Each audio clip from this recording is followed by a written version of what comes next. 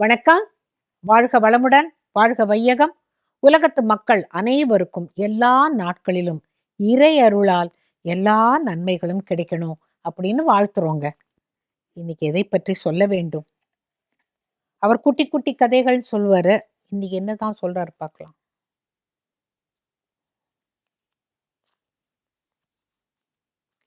தெய்வப் பிறவி.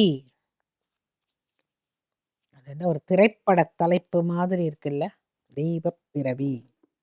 யார் தெய்வப் பிறவி? யாரெல்லாம் தெய்வப் பிறவிகள்? அப்படின்னு பார்த்தா ராமாயணத்துல ராமாயணத்துல ஒரு மாதிரி அது வெளிச்சம் போட்டு காட்டுவாங்க இல்லையா? இப்போ இந்த ஒரு காட்சிய நம்ம கற்பனை செய்து பார்க்கலாம். நம்ம மனக்கண் முன்னால. மித்திலையில் ஜனகர் ராஜசபையில் அமர்ந்திருக்கிறார். அருகே சுனயனா அவருடைய மனைவி அமர்ந்திருக்கிறாள். ஒருத்தன் ஓலை கொண்டு வந்து தரான். ஜனகர் அத பிரிச்சு படிக்கிறார். மனசுல ஒரு சலனம் இல்ல, முகத்துல எந்தவித மாற்றமும் இல்ல. ஏன்னா அவர் மகா ஞானி.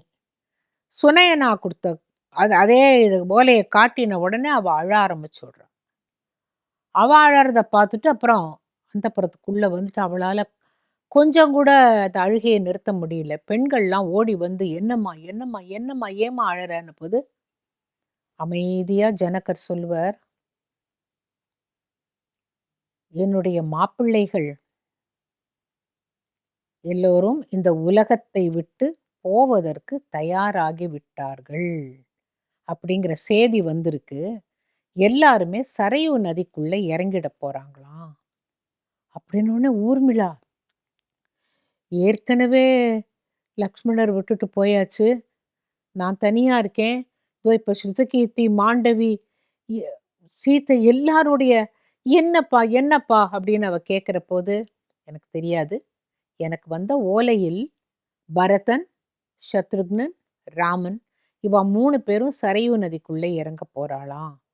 அதாவது ஜலசமாதி. போதும். எங்களுடைய இந்த வாழ்க்கை முடிந்து விட்டது." அப்படின்னு அப்படி இறங்க போறான்னோனே இவங்கெல்லாம் விசிச்சு விசிச்சு அழறாங்க. "இது எப்படிப்பா? ஏன்பா?" அப்படின்னு கேட்கிற பொழுது சுனயனா சொல்றா, "ஏற்கனவே சீதைய வந்து அ ம நிறைமாத கர்ப்பிணியா இருக்கும்போது அவள காட்டுக்கு அனுப்பிச்ச போதே என் மனசு அப்படி துடிச்சது. நல்ல வேளை அவளுக்கு லபா, குச்சா 2 பேரும் குழந்தைகள் பிறந்ததுனால, அத கேட்டு சந்தோஷப்படுறதுக்குள்ள அவ பூமாதேவி பிளந்து அவ உள்ள போயிட்டா. நான் இனிமே இந்த பூலோகத்துல இருக்கவே மாட்டேன் போ அப்படின்னு சொல்லிட்டு அவ போயிட்டா. அது என் நெஞ்சு அப்படியே வெடிச்சு போச்சு. இப்ப லக்ஷ்மணர் விட்டுட்டு போன போது கூட இவ எல்லாருக்கும் முன்னால லக்ஷ்மணர் விட்டு போன போது கூட ஊர்மிளைய நினைச்சா ரொம்ப பாவமா இருந்தது. இப்ப எல்லா பெண்களுக்குமா இப்படி ஆகணும் ஒரு கதி? நம்ம என்ன பாவம் பண்ணினோம் அப்படின்னு அவ வருத்தப்படும்போது ஜனகர் சொல்றார், சரி, நம்மளுடைய மாப்பிள்ளைகள் எல்லாரும் சரையு நதியில் இறங்கும்போது கண்டிப்பாக நமக்கு நமஸ்காரம் பண்ணிட்டு போறோம் அப்படின்னு நினைப்பாங்க. வாங்க எல்லாருமா போலாம். எல்லாருமா ஒரு வார்த்தை பேசல ஒருத்தரோட. அங்க போனா ஊரே வெறிச்சோடி கிடக்கு. எல்லாரும் சரையு நதி கரையில இருக்கிறாங்க. ராமா, ராமா, ராமா, ராமாங்கிற ஒலி மட்டும் கேட்டுண்டே இருக்கு. பார்த்தா இவங்க 3 பேரு இவங்க வரதுக்காக காத்துட்டு இருந்து நேரா வந்து ஜனகருக்கும், சுனயனாக்கும் அ இந்த 3 பேரும் நமஸ்காரம் பண்ணிட்டு, வேற ஒண்ணு போயிட்டு வரேன் அந்த மாரிலாம் கிடையாது. 3 பேரும் நமஸ்காரம் பண்ணிட்டு, ஸ்ருதகீர்த்தி கிட்டயும், மாண்டவி கிட்டயும் அ பரத சத்ருக்னர் 2 பேரும் விடை பெற்றுக்கொண்டு, அவங்கலாம் பேசவே இல்ல. வாய பொத்திக்கொண்டு குமுறி குமுறி அழுதுட்டு இருக்கிறாங்க. அவங்க நிశ్சலனமாக இந்த 3 பேரும் நதியில் இறங்கி, அப்படியே நதியோட போக்குலயே நடந்து போயிட்டு இருக்கிறாங்க. அது என்ன ஆகும்னாக்கா, அது எப்படி ஜலசமாதி அப்படிங்கிறது ஒரே இடத்துல போய் உள்ள முழுகிட மாட்டாங்க. அந்த நதியின் போக்கில் அப்படியே போகின்ற பொழுது, இவ்வளவு தூரம் வரும் தண்ணி, இவ்வளவு தூரம் வரும், இவ்வளவு தூரம் வரும். தலைக்கு மேல போன பிறகு, அவங்க அப்படியே ஜலத்தோட அடித்து கொண்டு போகப்பட்டு விடுவார்கள். உயிர் போயிடும். அந்த உடல் மட்டும் எங்கேயானு கிடைக்கும். ஆனா, இவர்கள்லாம் தெய்வ பிறவிகள், உடல் கிடைக்கல. அப்படியே ஜலசமாதி ஆன உடனே ஜனங்கள்லாம் ரமா, ரமா, ரமா, ரமான்னு அழறாங்க. அப்போ ஊர்மிளாக்கு கொஞ்சம் கோவம் வருது. "அப்பா, நீங்க மகா ஞானி, நான் இல்லன்னு சொல்லல. அதுக்காக இப்படியா? உங்க கண்ணுக்கு முன்னால பாருங்க, என் தங்கையெல்லாம் எப்படி நிக்கிறா. அப்படி, அப்படி, அப்படி, அப்படியே விட்டுட்டு போறா. சீதா அக்காவும் போயிட்டா. எப்படிப்பா உங்களால இது எல்லாத்தையும் தாங்க முடியறது? அப்படின்ன பொழுது, வேற ஒண்ணு புரிஞ்சுக்கோ. நீங்க வந்து அவர்களை சாதாரண மனிதர்களாக பார்க்கிறீர்கள். அவர்கள் இருக்கிற வரைக்கும், நான் இந்த உண்மையை வெளியில சொல்லக்கூடாதுங்கிறதுக்காக, நான் என்னுடைய மனசுல போட்டு பத்திரமா பூட்டி வச்சிருந்தேன். நீயே தானே சொல்ற, நான் ஒரு ஸ்திதப்பிரஞன் ஞானின்னுட்டும். எனக்கு தெரிந்த அளவில் சொல்லுகிறேன் கேள். இவர்கள் யாருமே சாதாரண பிறவிகள் அல்ல. ஒரு காரண காரியமாக இந்த ஐவரும், இந்த 4வரும் சீதையும் சேர்த்து, இவங்கெல்லாம் தெய்வ பிறவிகள். அது எப்படிப்பா சொல்ற? நம்மள போல தானே அவளும் அழுதா, வருத்தப்பட்டா, எவ்வளவு துக்கப்பட்டா, பரதன் கோவம் வந்தது. நம்மள போல தானேப்பான்னு. இல்லை, இல்லை. அது எல்லாமே தெய்வீக நாடகங்கள். இவங்கெல்லாம் தெய்வ பிறவிகள். என்ன ஆகும் அப்படின்னு கேட்டாக்க, ஒரு காரண காரியத்திற்காக, இப்ப ராவணனை வதைப்பதற்காக அவர் பிறந்தார். சீதை இங்கே வளர்ந்தார். என்னுடைய பாரம்பரியமாக இருந்த சிவதனுசு ஏற்கனவே அது முறிபட்டதுதான். அது ஒண்ணும் பெரிய வில் இல்ல. ஒத்தராலையும் தூக்க முடியாது. அதை ராமன் எடுத்த எடுத்த உடனேவே வில்லு உடைஞ்சது. இதெல்லாம் ஒரு பிரமேயமே தவிர, உண்மையில் அவர்கள் மானுடர்கள் அல்ல. இருக்கிற வரைக்கும் அவங்க தாங்க தெய்வ பிறவிங்கிறத ஒரு இடத்துல கூட ராமன் காட்டல. இன்னைக்கு நான் சொல்றேன், இல்லவே இல்லப்பா. நீங்க என்னதான் சொன்னாலும், ஊர்மிளா தான் ரொம்ப புலம்புறா. நீங்க என்னதான் சொன்னாலும், எங்களெல்லாம் இப்படி விட்டுட்டு நிர்கதியா போகக்கூடாது. அம்மா எவ்வளவு துக்கத்த தாங்குவாப்பா அப்படின்னு கேட்ட பொழுது, இல்லை. வந்த காரியம் முடிந்து விட்டால், தெய்வங்கள் என்ன ஆகும்? எப்படியும் மனித உடல் எடுத்தாச்சுன்னா போய்த்தான் ஆகணும்னு தெரியும். அத வந்து ரொம்ப கடைசி வரைக்கும் இல்லாம அவங்களா ஜலசமாதியில முடிச்சுக்கிறதுங்கிறது, நான் வந்த அவதார நோக்கம் முடிந்து விட்டது அப்படிங்கிறத நமக்கு புரிய வைக்கிறாங்க. நீ உண்மையிலேயே அவர்கள் தெய்வ பிறவிதான் அப்படிங்கிறத என் மனசுக்கு தெரியும். ராமனுக்கு தெரியும், எனக்கு அது தெரியும் என்று. அவனும் சொன்னதில்ல, நானும் வெளியில சொன்னதில்ல. இப்ப நீங்க உங்களுக்கு அதை எப்படி அப்பா உங்களால எத வச்சு சொல்றேன்? என்ன சாட்சி? அப்படின்னு கொஞ்சம் ஊர்மிளா குரல ஒசத்தின உடனேவே, எல்லாரும் ஆகாயத்தை பாருங்கள் அப்படின்னு பார்த்தா, அங்க ராமர், லக்ஷ்மணர், பரதர், சத்ருக்னர், சீதையோட அப்படியே காட்சி அளித்து, இவர்கள் அப்படியே வியந்து பார்த்து கொண்டு இருக்கும் பொழுதே, லக்ஷ்மணர் ஆதிசேஷனாக அங்கே அப்படியே பாம்பனை ராமர் அப்படியே பெருமாளா படுத்துன்னு விடுறார். பரதனும் சத்ருக்னனும் சங்கு சக்கரமா அவருடைய கைகள்ல. சீதை உடனே அவருடைய பாதார விந்தத்தில் உட்கார்ந்து வருடி கொண்டிருக்கிறார். இப்ப புரியறதா? இப்பேற்பட்ட ஒரு மகத்தான காட்சியை நீ கேட்ட கேள்வியினால் நமக்கு இறைவன் குடிக்கிறான். அங்கே பார் தெய்வ பெருவேனபடி அத்தனை பேரும் பார்த்த பிறகு சுனைய நான் நினைக்கிறா, ஆமா அவ பூமாதேவியா இருக்கிறதுனால தானே நமக்கு பூமியில கிடைச்சா. இப்ப என்னுடைய குழந்தைகளுக்கெல்லாம் எவ்வளவு பாக்கியம் இருந்தா தெய்வ பிறவிகளுக்கு மனைவிகளாக வாய்த்தார்கள். அப்ப சாதாரண மனித உறவை வைத்துக்கொண்டு நம்ம அழறதுல என்ன இருக்கு? அந்த ஞானம் உங்களுக்கு எப்பவோ வந்தாச்சு. அதுக்கு பரிபக்குவம் அப்படின்னு சொல்லுவாங்க. உங்களுக்கு எப்பவோ வந்தாச்சு. நாங்க அழுது, புலம்பி, உங்களோட கத்தி இத்தனையும் பண்ணதுக்கு பிறகு, அவர்கள் தெய்வம்தான் அப்படின்னு நீங்க ஆகாசத்துல காட்டினதுனால, நாங்க உங்கள இன்னும் பல மடங்கு ரொம்ப உயர்த்தியா நினைக்கிறோம் அப்படின்னு சொல்லி ஜனகன வணங்கினதாக ஒரு கதை. இதுல நாம என்ன தெரிஞ்சுக்கிறோம்னா, எத்தனை தான் தெரிஞ்சாலும், எனக்கு இவர்களுடைய பிறப்பின் ரகசியம் தெரியுமே, அவர்கள் இதற்காக வந்திருக்கிறார்கள் அப்படியெல்லாம் ஒண்ணுமே சொல்லல ஜனகன். அவ இதுல ஜலசமாதி ஆகப் போறான்னா, அந்த ஓலைய பார்த்து துளி கூட ஒரு முகத்துல ஒரு சலனம் இல்லை. ஓ! எது எது எப்படி நடக்கணுமோ, அது இறைவன் சித்தம் நடக்கிறதுன்னு வாழ்ந்து காட்டினவர். தவிர அவருக்கு வந்து அஷ்டாவக்ரர் வந்து நெறைய நல்ல விஷயங்கள போதனை பண்ணினதுனால, ஜனகனுக்கு ஏற்கனவே நல்ல தெளிந்தவன். ஆனா, அஷ்டாவக்ரர் வந்து அத்தன விதமான உண்மைகளையும் அவனுக்கு சொன்னதுனால தான், மிகப்பெரிய ஞானியாக ஜனகன் இருந்தான். ஜனகன போல ஒரு ஒரு மிகச்சிறந்த ஒரு ஒரு அரசன் எப்படி ஆளணுமோ, சரி நீங்க எப்படி ஆள்றேள்? அப்படிங்கிறத ஒரு முனிவர் வந்து கேட்டாராம். கேட்டபோது, "ஏன் உங்களுக்கு என்ன சந்தேகம்?" "இல்ல, இல்ல. இவ்வளவு ஆசா பாசங்கள் உள்ள இந்த வாழ்க்கையில எதிலயுமே பட்டுக்காம நீங்க வாழ்ந்துட்டு இருக்கேள். ஆனா மிகப்பெரிய ஞானி, மிகப்பெரிய அரசன் அப்படின்ன பொழுது, சரி நீங்க இன்னைக்கு ராத்திரி தங்கிட்டு, நாளைக்கு காலையில நம்ம பேசுவோமா? ரொம்ப நேரமாச்சு அப்படின்ன பொழுது, அந்த முனிவர ஒரு இடத்துல போயி படுக்க வச்சிருக்கிறாங்க. அந்த முனிவருக்கு நல்ல எல்லா வசதியும் இருந்தது, படுத்துண்டார். திடீர்னு மேல நிமிர்ந்து பார்த்தா, ஒரு கூரிய வாள். டெமாக்லஸ் சோர்ட் அப்படின்னு சொல்லுவாங்களே ஆங்கிலத்துல. அங்க ஒரு கூர்மையான கத்தி தொங்க விடப்பட்டிருக்கு. அதுக்கு நேர் கீழ படுக்க. இந்த முனிவருக்கு எப்படி தூக்கம் வரும்? ஒண்ணு இந்த வாள் அறுந்து விழுந்தா நேரா நம்ம கழுத்துக்கு தானே விழும். அப்ப கொஞ்சம் தள்ளியும் படுத்துக்க முடியாது. ஏன்னா, அந்த படுக்கைய அசைக்க முடியல. அங்க தான் படுத்துண்டு ஆகணும் அவர். அதுக்காக பயந்துட்டு கீழயும் படுத்துக்க முடியாது. அவர் அந்த வாள பார்த்து, பார்த்து இது எப்ப வேணா அறுந்து விழுந்துரும் போல இருக்கே! இது விழுந்ததுன்னா நான் என்ன ஆவேன்? அப்படின்னு அன்னைக்கு ராத்திரி பூரா தூங்கல. அந்த முனிவர் காலையில எழுந்து அவசரமா, "ஜனகனே நான் எனக்கு விடை கொடுங்கள். நான் கிளம்புறேன்னு." பொழுது, "சுவாமி நீங்க என்கிட்ட ஏதோ கேள்வி கேட்டேளேன்ன பொழுது." "ஆமா கேட்டேன். ஆனா, எனக்கு இதுக்கு மட்டும் விளக்கம் சொல்லு ஜனகனே. என்ன போய் ஒரு நல்ல சௌரியமான ஒரு விடுதியில போய் தங்க வச்ச. உன்னோட அரண்மனையிலேயே ஒரு பகுதியில தங்க வச்ச. தலைக்கு மேல எதுக்கு அப்படி ஒரு கூர்மையான வாள கட்டி தொங்க விட்டிருந்த? அது எந்த க்ஷணம் வேணா அறுந்து விழுந்துரும் போல இருக்கு. அது காத்துல வேற ஆடுறதே எனக்கு பயமா இருந்தது." "நான் அப்படித்தான் நாட்டை ஆண்டு கொண்டிருக்கிறேன்.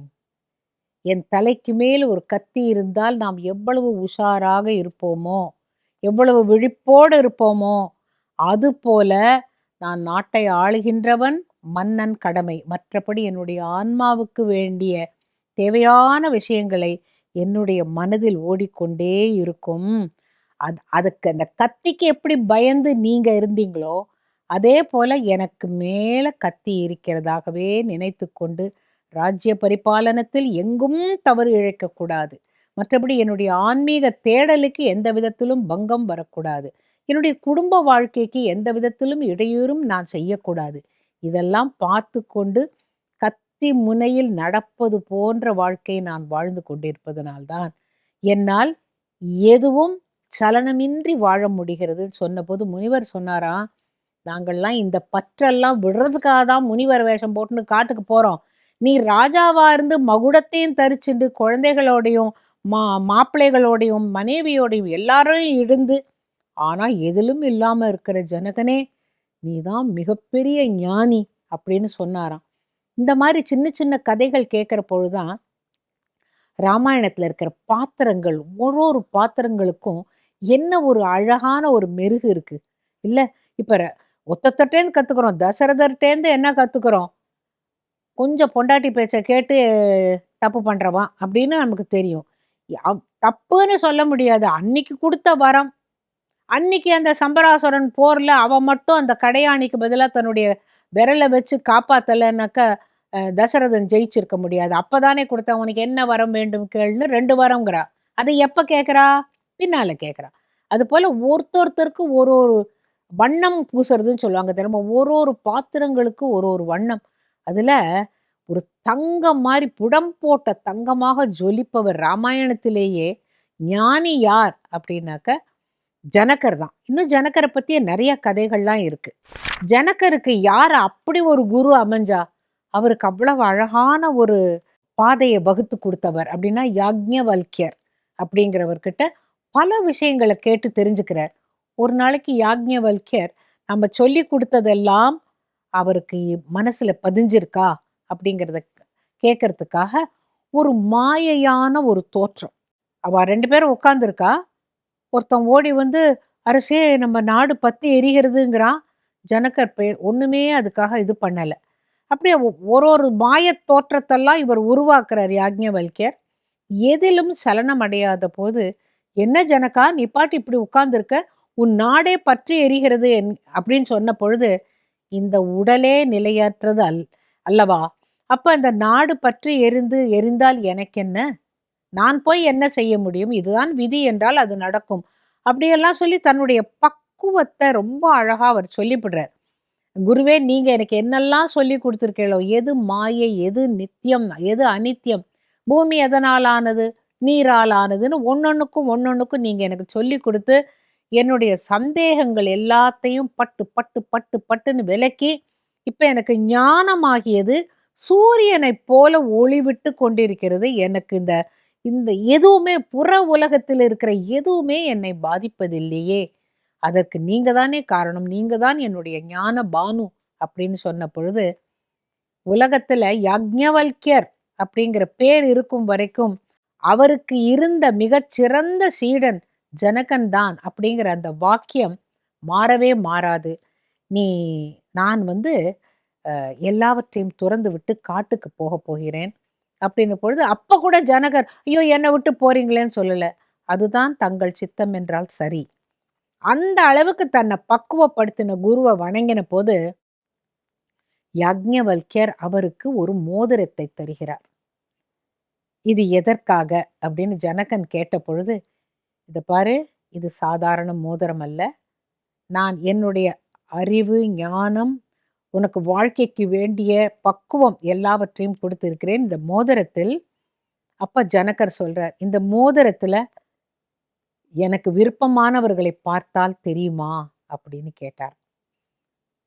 அந்த நேரத்தில் நீ யாரை நினைக்கிறாயோ, அவர்கள் உனக்கு இந்த மோதிரத்தில் தெரிவார்கள். அப்படின்னு சொன்ன உடனே ஜனகன் எதுக்காக இத கேட்டான்னா, குருவே நான் உங்கள எப்பவாவது தரிசிக்கணும்னு நெனச்சா, நீங்க காட்டுல எங்க இருக்கீங்களோ எனக்கு தெரியாது.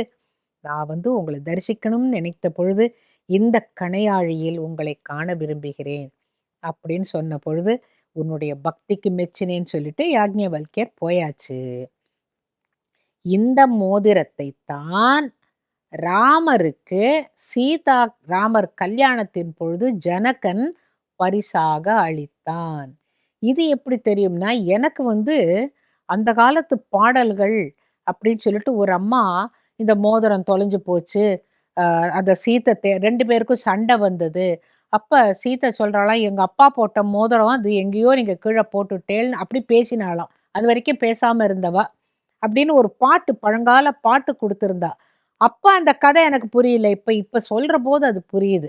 அந்த ராமருக்கு அந்த கணையாழியத்தான் குடுத்திருந்தாளாம்.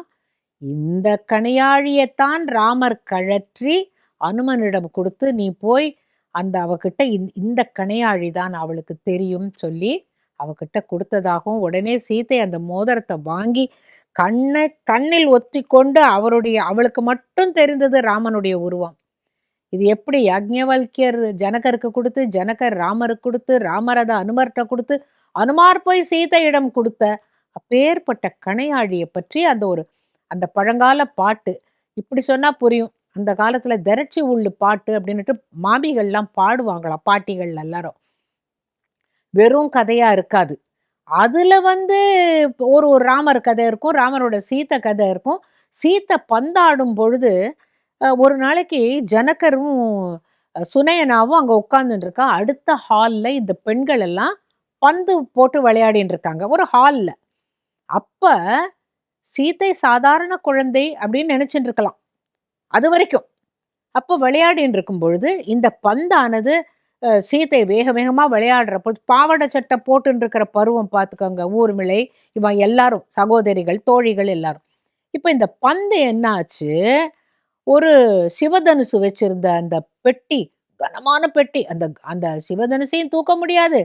அதுக்கு எத்தனையோ 1000 பேர்கள் அந்த பெட்டிய தள்ளணும். அது லேசுப்பட்டது இல்ல. அப்படித்தான் எடுத்துன்னு சபையில வச்சு தான் ராவணன், கிவணன் எல்லாரும் முயன்று ஒருத்தராலையும் தூக்க முடியலங்கிற சொல்றோமே, அவ்வளோ பெரிய பெட்டி அது. இந்த பந்து அந்த பெட்டிக்கு அடியில போயிடுதான். எல்லாரும் இப்ப அதுக்கு அடியில இது யார் நகர்த்துவா? எப்படி எடுக்கிறதுன்னு போது சீதா அங்கேருந்து வந்தாளாம். லேசா இப்படி தள்ளிட்டு அந்த பந்த எடுத்துட்டு இந்த இந்த பொட்டிய அப்படி தள்ளி வச்ச போது ஜனகருக்கு துணுக்குன்னு தான். அப்ப இவ சாதாரணப்பட்டவள் இல்லை. அப்பதான் அவர் நினைக்கிறார். அதுவரைக்கும் சிவதனுச முறிக்கணும்னே அவர் சொல்லல. சிவதனுசு அவருடைய மூதாதையர்களால் அது அவருக்கு அளிக்கப்பட்டது. அது ஒரு பிரசாதமாக அவர் வச்சுருந்தார். இந்த பெண்ணுக்கு ஒரு கணவன் வாய்க்கணும்னாக்க, இந்த சிவதனுசை தொடுகிறவனா இருக்கணும், எடுக்கிறவனா இருக்கணும் அப்படின்னு வச்சதுதான். சீதைக்கு அதெல்லாம் தெரியாது. அவ பாட்டு அந்த பட்டிய நகர்த்தினா, போனா, பந்த எடுத்துன்னு வந்தா, மத்தவாளோட விளையாட ஆரம்பிச்சுட்டா. இதை பார்த்த சுனயனாவுக்கும், ஜனகனுக்கு மட்டுமே தெரியும் அவள் சாமானிய பிறவி அல்ல. அவள் ஏதோ ஒரு தெய்வீக சக்தி கொண்டவள் அப்படின்னுட்டு. இந்த மாதிரி இந்த சின்ன சின்ன கதைகள்லாம் பொதுவா ராமாயணம் படிக்கிற பொழுதோ, அல்லது மகாபாரதம் படிக்கிற பொழுதோ, நமக்கு இந்த மாரி இந்த குட்டி குட்டி கதைகள்லாம் கிடைப்பதில்லை. ஏன்னா, இதெல்லாம் சொல்லிட்டு இருந்தாக்கா நேரம் ஆயிடும். எங்களுக்கு சப்தாகம் 7 நாள்ல முடிக்கணும், ஒரு 1 மாசத்துல முடிக்கணும் அப்படின்னு வரப்பொழுது, இந்த உபகதைகள், கிளைக்கதைகள், இந்த துணுக்கு கதைகள், இதெல்லாம் நம்ம நெறைய விட்டு போயிடும்.